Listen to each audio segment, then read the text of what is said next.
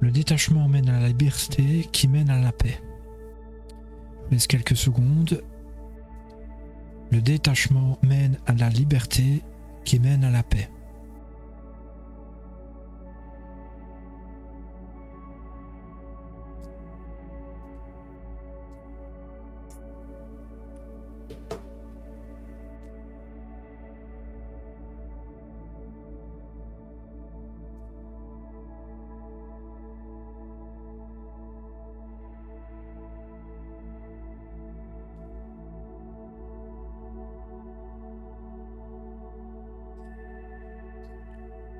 Tout ce qui mène à la possession, l'attachement, la dépendance peut être symbolisé par une forme de chaîne. À partir du moment où notre esprit considère que quelqu'un, quelque chose, une situation est un besoin et que si l'on n'a pas obtenu l'objet, entre guillemets, désiré, nous sommes en manque, c'est une forme de souffrance qu'on s'est soi-même créée, une souffrance. Ce sont des besoins psychologiques qui n'étaient pas forcément là non plus au départ. Et nous créons nos propres chaînes. Il y a bien des choses pour lesquelles nous sommes dépendants dans notre société moderne. Je pense que nous sommes plus dans le confort, en fonction de tout ce que l'on possède, de tout ce qui nous entoure, mais nous sommes aussi plus dépendants. En particulier, maintenant que la technologie, l'IA, etc. montent en puissance, nous allons devenir de plus en plus soumis, entre guillemets, à cette avancée que nous avons nous-mêmes créée. Alors là, je vais un peu plus loin, mais pour revenir aux choses peut-être un peu plus basiques,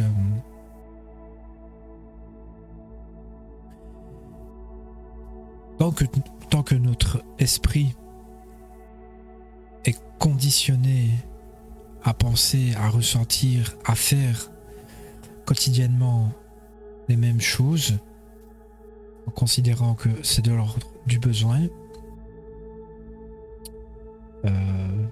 c'est de l'attachement et une forme de prison.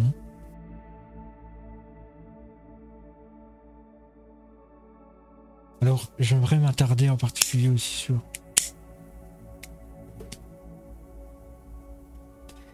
sur les gens que l'on rencontre, qui nous entourent, etc. Amis, conjoints, famille, enfants. Nous sommes bien sûr attachés aux gens. Et quand il y a séparation, il y a souffrance. Mais je veux dire, il ne faut pas non plus être insensible et ne pas...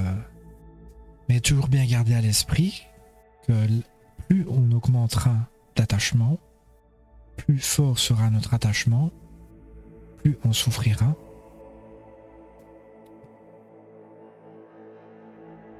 Et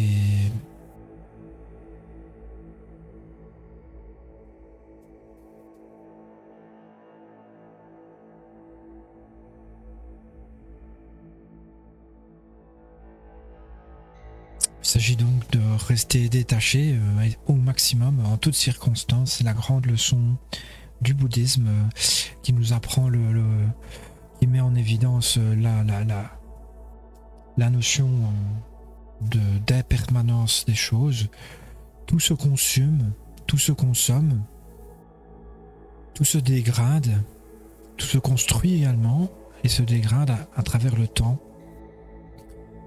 Et bien sûr, la mort. La mort est mise en évidence dans cette notion d'impermanence, en accord avec l'Ecclésiaste dans la Bible.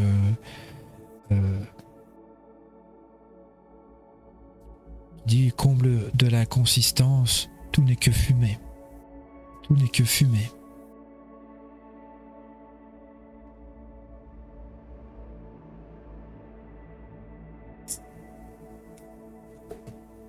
Alors je ne veux pas dire négliger, je rappelle, négliger, être détaché ne veut pas dire négliger, donc il y a bien des choses que l'on possède, qui nous entourent, que l'on fait, qui je pense sont plus ou moins importants, que ce soit pour les autres ou pour nous. Donc bien prendre soin de ce que l'on a, tant que l'on a, prendre soin de ce qu'on a, des choses que l'on a ou des personnes que l'on a, tant que nous sommes en leur compagnie ou tant que nous possédons ce que l'on possède, prendre soin, embellir, tout en étant détaché. C'est ça la transcendance, peut-être la perspective de l'âme. La vie est sacrée, tout ce que l'on vit est sacré. Donner beaucoup d'importance à tout ce que l'on vit, même et peut-être surtout les petites choses, comme manger, prendre sa douche, faire l'amour, marcher, travailler quand c'est agréable ou même pas, se concentrer sur ses passions, etc. Tout en étant détaché, savoir à un moment donné être capable de savoir tout laisser tomber. Et ça mène à la liberté mentale, la liberté intérieure, qui ensuite mène à la paix intérieure.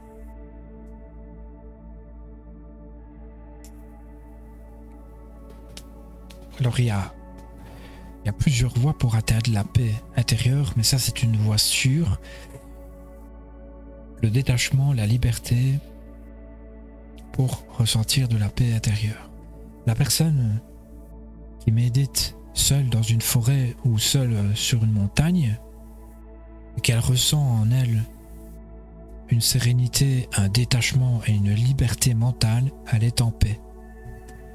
C'est de la paix que l'on ressent. Et normalement, à force d'accumuler ce bien-être, peut ressentir de l'amour, peut développer de l'amour en soi, de soi, de la vie en général, de tout ce que l'on vit et de tous les êtres qui sont devant soi, sans jugement.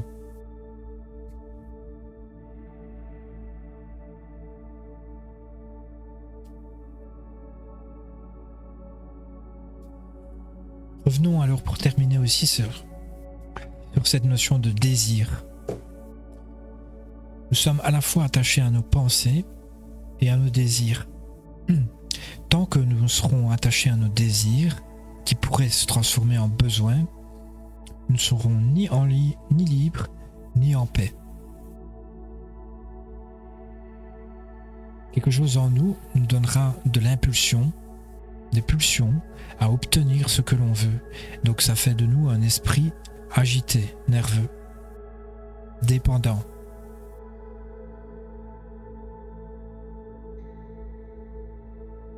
Tu es là, c'est très bien. Tu es pas là, c'est bien aussi. J'ai ceci, c'est très bien. J'ai pas cela, j'ai pas ceci, c'est bien aussi.